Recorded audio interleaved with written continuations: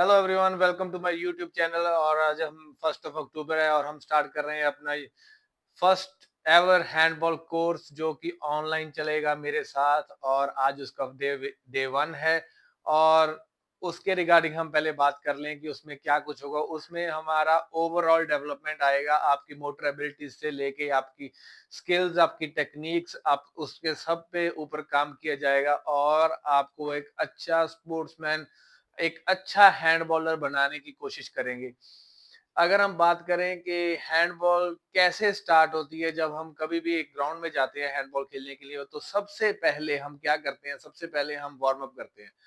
तो हमारे इंडिया में क्या सीन है वार्म अप का? जब हम वार्म अप करते हैं तो हमें हमारे कोचेस बोल देते हैं कि जाओ 2 किलोमीटर रनिंग करके आओ, जाओ 2.5 किलोमीटर रनिंग करके आओ, जब ट्रैक के 6 गेड़े 8 राउंड, ऐसा कुछ बोलते हैं। बट ऐसा कुछ नहीं करना। हैंडबॉल में रनिंग और जो लॉन्ग रनिंग है उसका कोई सीन नहीं है भाई, कोई भी सीन नहीं है। सबसे पहली पॉइंट जो है, आपको थ्रू आउट द ईयर, आपको पूरे साल में आपको एक ही तरह का वार्म अप करना है एवरी डे।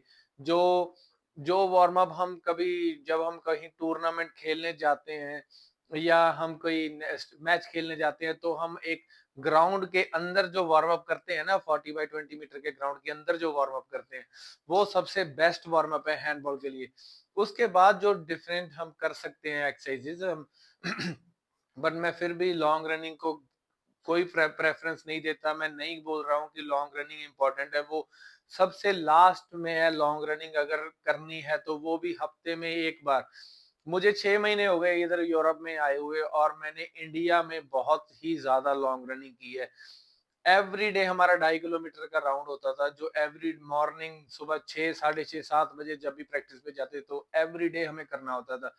बट जब से मैं इधर पोर्चुगल में आया हूँ तो मैंने सिर्फ 2 बार, 6 महीने में सिर्फ 2 बार लॉन्ग रनिंग की है, और वो भी 15-15 मिनट के सिर्फ 2 राउंड। पहले 15 मिनट का राउंड, फिर ब्रेक, फिर उसके बाद फिर 15 मिनट के राउंड, सिर्फ 2 बार, और वो भी ऑफ सीजन में। और अभी आई थिंक नियर अबाउट 3 महीने हो गए हैं, अभी एक भी दिन मैंने लॉन्ग रनिंग की। ठीक है, आप लॉन्ग, आपको करनी है लॉन्ग रनिंग तो करो, वो अलग से करो। बट जब आपने हैंडबॉल की ट्रेनिंग करनी है तो स्टार्टिंग में वार्म अप में आपको बिल्कुल भी ये लॉन्ग रनिंग नहीं करनी चाहिए। बिकॉज जो मेंटली हमारा जो बॉडी प्रिपेयर होती है, जो हमारी बॉडी और मेंटल प्रिपरेशन एक साथ जो कंबाइन होती है, तो वो उसका जो स्टेट होता है वो डिफरेंट हो जाता है। आपने कई बार देखा होगा कि कई ऐसे प्लेयर होते हैं जो रनिंग करने में बहुत अच्छे होते हैं, बहुत अच्छे होते हैं, जो भागते हैं, इतना तेज भागते हैं, बट जब हम उसको उनको हैंडबॉल खिला दें तो वो उनका सांस फूल जाती है 5 मिनट के अंदर ही। वो इसी वजह से होता है, बिकॉज हैंडबॉल और लॉन्ग रनिंग को हम एक साथ नहीं कंपेयर कर सकते। वो दोनों डिफरेंट एस्पेक्ट है। एक में तो आप एक ही पेस पे एक ही साइड में भागते जाओगे, और दूसरे में आपने up down up down up down करना है। और जो अप डाउन करने के लिए एजिलिटी चाहिए, वो आपको कभी भी एक लॉन्ग रनिंग में नहीं मिलेगी।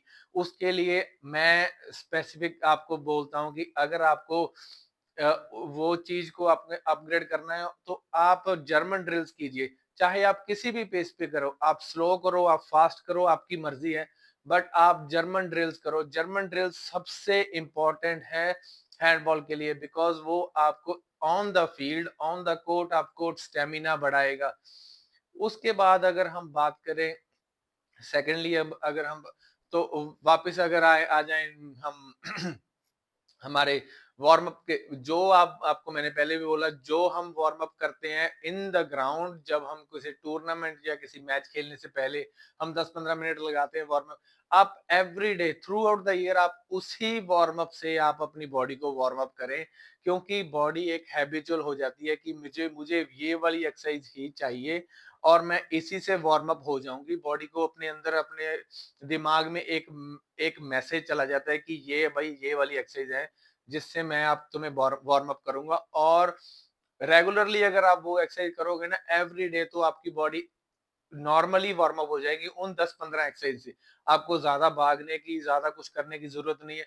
हाँ, ठीक है, उसके बाद जो आपने वर्कआउट करना है वो बात की बात है। वो भी उस पे भी हम आएँगे, बट सबसे पहले आप भी समझिए, आप अपने कोचेज़ को भी समझाइए, आपके प साथ वाले प्लेयर्स को भी समझाइए कि कभी ये वार्म अप का जो सीन है, ये सिर्फ़ इसमें लॉन्ग रनिंग नहीं करनी है, क्योंकि आप अपना 60 टू 70% जो स्ट्रेंथ होती है, जो आपका स्टैमिना होता है, वो आप उसमें डिक्रीज़ कर लेते हो, आप खत्म कर लेते हो। एक तरह के आप 50% एनर्जी अपनी वेस्ट कर लेते हो जब आप लॉन्ग रनिंग में करते हो, और उसके बाद जब हैंडबॉल में आते हो तो वो वो एनर्जी का बैलेंस इम्बैलेंस हो जाती है। उसके बाद हम बात करेंगे हमारी टेक्निक्स की।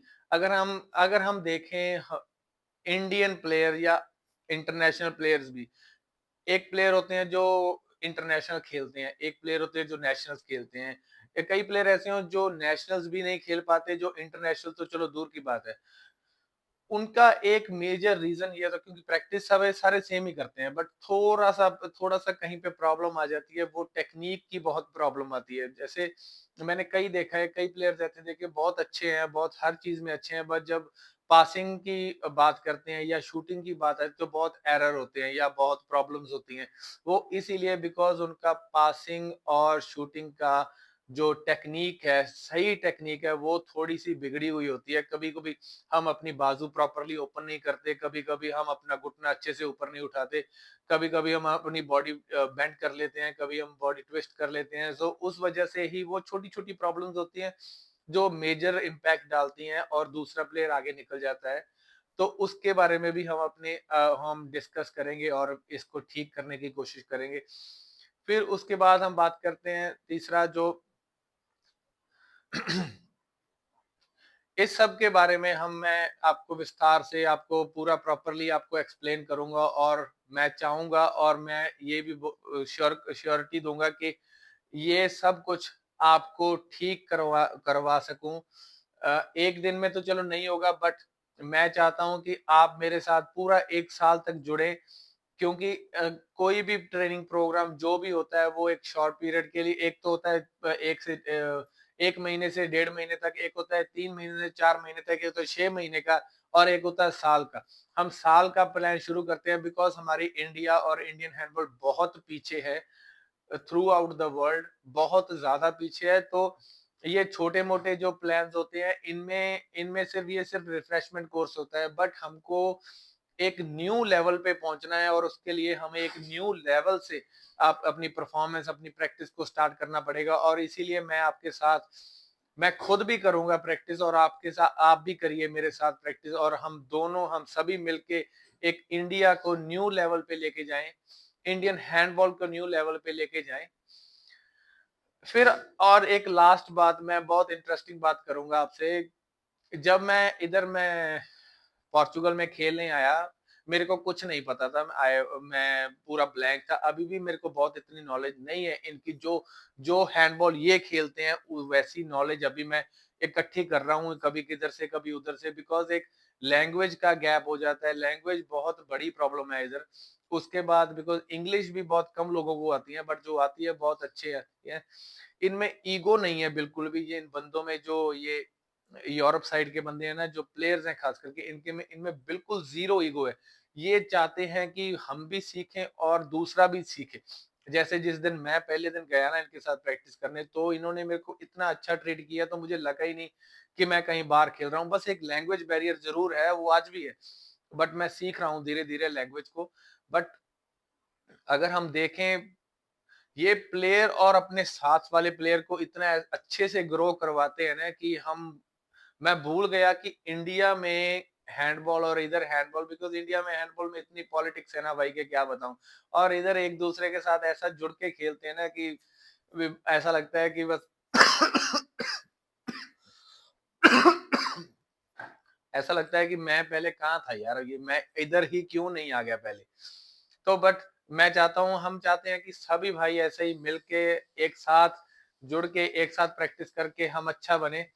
तो मैं वापस अपनी बात पे आता हूँ कि पूरा यूरोप का ना, पूरा पोर्चुगल का, मैं पोर्चुगल की बात कर रहा हूँ क्योंकि मैंने काफ़ी मैचेस दूसरा जो एफसी पोर्तो है, जो फुटबॉल क्लब ब्रागा है, जो एससी ब्रागा, और ये जो एबीसी है, और उसके बाद जो इनके मेजर क्लब्स हैं, स्पोर्टिंग हो गया, इनका ना मैंने एक क्राइटेरिया देखा है खेलने का, जो तरीका है ना, इनमें ना एक क्या बोलूं, एक यूरोप पोर्चुगल के लगा ले तो चलो ऐसी बात कर लेते हैं। ये पोर्चुगल में ना सभी क्लब्स में, सभी टीम्स में कुछ ऐसे मूव्स हैं जो कि सभी के सिमिलर हैं, और जो कि हर बंदा जानता है और हर बंदा वैसे ही करता है।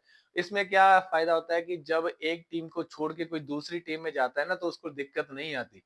और ये मूव्स इतने अच्छे हैं, शानदार, बड़े छोटे-छोटे से मूव हैं, कोई ज़्यादा बड़े मूव नहीं है, बस 1-2 डिफरेंशिएट होते हैं, और उसी वजह से ये खेल के इतना मस्त खेलते हैं ना कि क्या ही बताऊँ। तो एक बात और मैंने करनी थी आपसे कि जैसे हम इंडिया में सिर्फ एक प्लेस पे खेलते हैं, सिर्फ हमें एक प्लेस की ही नॉलेज होती है, बट ये इधर पोर्चुगल में ये 2 से 3 प्लेस, 3 तो नहीं, 2 प्लेस पे मास्टर होते हैं, कोई भी प्लेयर हो, 2 प्लेस की मास्टरी होती है उनके उनके पास, और तीसरे प्लेस पे भी ये खेल सकते हैं अगर इनको खिलाया जाए। बट हमारे इंडिया में, जैसे मैं खुद अपनी बात कर लूँ कि मैं राइट बैक हूँ, और मुझे राइट बैक से अगर मैं सेंटर में भी चला जाऊँ तो मेरा बुरा हाल हो जाता है, मुझे पता नहीं लगता कि मैं क्या करना है मैंने। तो इस चीज़ों को हम धीरे-धीरे हम सॉल्व करेंगे और हैंडबॉल को एक डिफरेंट लेवल पे लेके जाएँगे। एंड आई होप आप मेरे साथ स्टार्ट करोगे, और आप यकीन मानिए कि आपको बहुत अच्छा मिलेगा देखने, सुनने और करने को, जो आपने इंडिया में कभी नहीं किया होगा, बिकॉज़ इस टाइम पे, आज के दिन के, मैं नहीं बोलता कि इससे बात हो जाए, बट आज के दिन तक यूरोप में मेरे सिवा और कोई भी इंडियन हैंडबॉलर इतने लंबे समय तो दूर की बात, कभी किसी क्लब में खेला ही नहीं with the players of Portugal और with the players of Europe. India से बहुत क्लब आते हैं खेलने के लिए, बट वो इंडियन क्लब्स होते हैं। बट अगर हम मैं इधर 6 महीने हो गए प्रैक्टिस करते हुए इनके साथ मैंने कई मैचेस भी खेले हैं किसी दूसरी टीम के साथ, तो मुझे अब तक काफी एक्सपीरियंस हो चुका है। तो मैं इंडिया में भी काफी टाइम से खेल रहा था, तो मैं डिफरेंशिएट कर सकता हूँ दोनों चीजों में। तो मैं सिर्फ आपको ये बता रहा हूँ कि आप मेरे साथ जुड़िए, चलिए मेरे साथ, हम सभी मिलके एक अच्छी हैंडबॉल इंडिया में खेलते हैं और खिलाते हैं, ताकि हम इंडियन हैंडबॉल को एक अच्छी प्रमोशन दे सकें, क्योंकि ये हम ही कर सकते हैं। हम फेडरेशन पे नहीं एतबार कर सकते, उन्होंने बेड़ा गर्क कर दिया है हैंडबॉल का। अभी कुछ हम कर लें इनको, इसको ग्रो करने के लिए, और आप यकीन मानिए, आप बहुत प्राउड होंगे, आपको खुद पे गर्व होगा एक दिन जब आप खेलोगे ना, और आप बोलोगे कि हम वो पहले बंदे थे जो इंडियन हैंडबॉल को नीचे से, फर्श से अर्श तक लेके आने में हेल्प की है हमने। Thank you for watching my video. और हम कल से, मैं सोचूंगा, देखता हूँ, अगर अभी ग्राउंड की थोड़ी सी दिक्कत आ रही है कि मुझे ये ट्रेनिंग करवाने में, मतलब इन द सेंस वीडियोस वगैरह बनाने में, तो आज फिर मैं अपने अभी अभी काम से फ्री हुआ था, तो अभी वीडियो बनाई है। बट आई होप कि मैं जल्दी आपके साथ पूरा प्रैक्टिकली भी करके दिखाऊं आपको, ताकि आप उसको देख के, बार बार देख के, आप उसको अच्छे से समझ के आप कर सको। सो थैंक यू, जुड़े रहिए। अगर आपको मेरी वीडियो अच्छी लगी तो लाइक कीजिए, शेयर कीजिए और कमेंट कीजिए, और बेल आइकन को दबाइए, ताकि जब मेरी वीडियो आई तो सबसे पहले आप देखिए। Thank you so much.